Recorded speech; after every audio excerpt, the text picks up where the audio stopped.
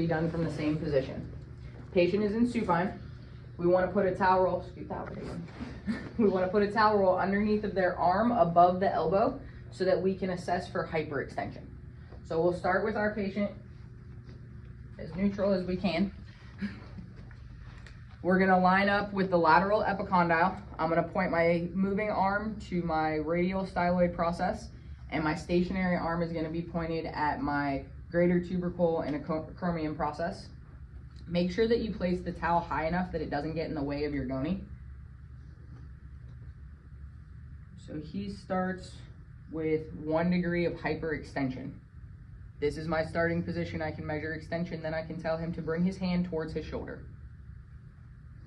Remember, I do not have to follow specifically in line. I need to start in the right position, I need to end in the right position, but I don't have to track them. We're at 139 degrees of elbow flexion actively. Passively, I get 144 degrees. 100 against gravity, we want to start them in supine and put them in 90 degrees of shoulder flexion so that the elbow has to extend against gravity. Can you straighten your elbow for me? Good, go ahead, bring it back down. Hold here, don't let me push you down.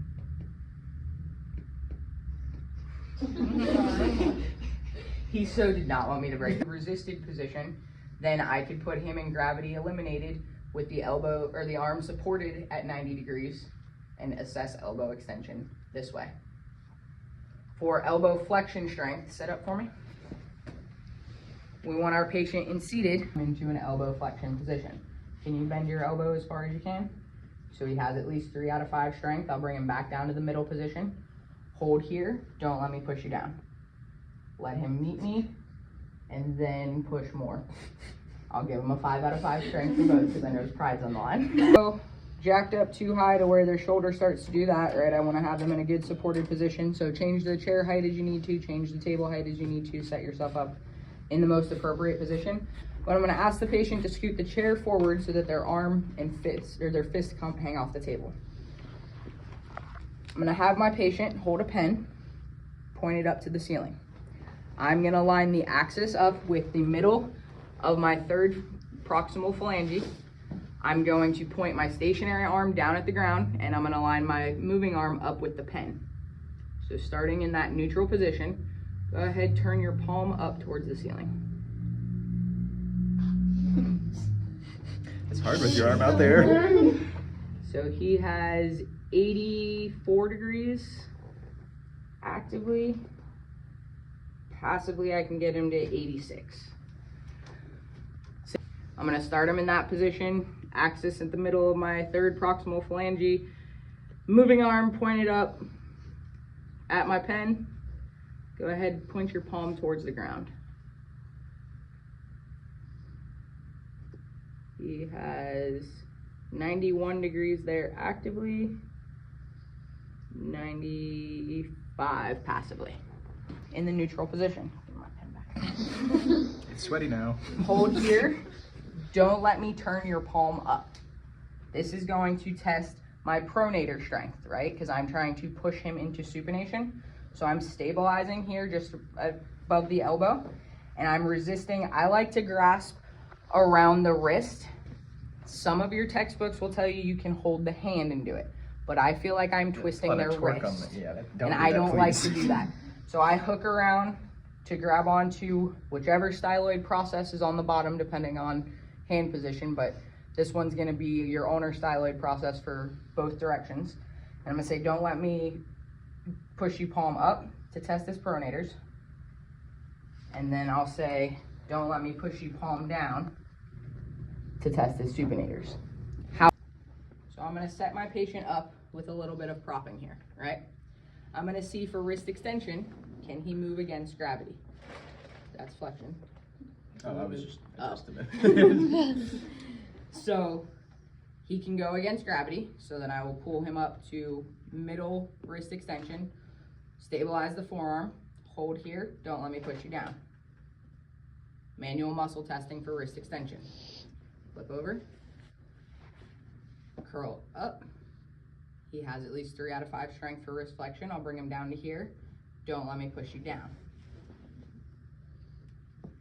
So for manual muscle testing, I'm going to alter the position of the forearm.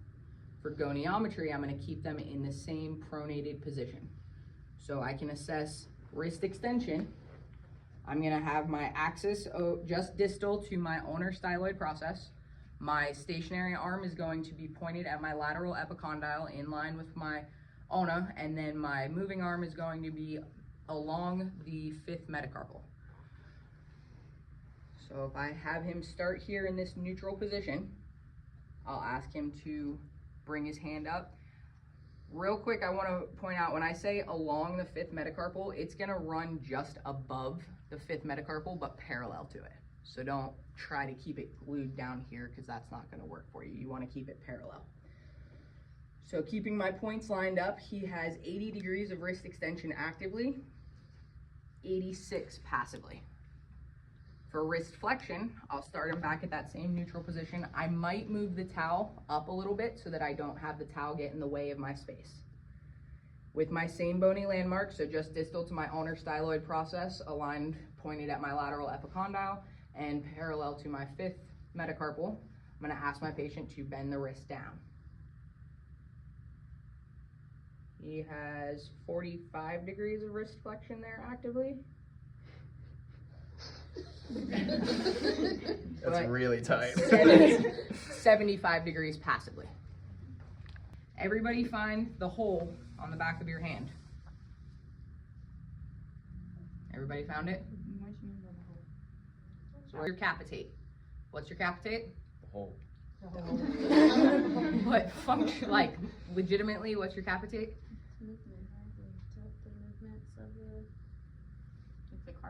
It's a carpal bone. Oh, okay. I was like, I'm not I was sure what gonna you're say, but it's asking. not too simple. Yeah, I was like, this is a trick question. So it's a carpal bone that we line up our axis of rotation for radial and ulnar deviation range of motion. You want to be above your patient. However you set yourself up for body mechanics is fine. I don't know that this is the best body mechanics, but given that I don't have a stool in here, this is what we're working with. You actually have a stool here. Oh, do we? Somebody want to pass it? I'm going to put my axis of rotation over top of the capitate, so I'm going to find the hole. My moving arm is going to be in line with my 3rd metacarpal, and my stationary arm is going to be in between my radius and my ulna. I'm going to ask the patient to shift their hand over towards their thumb.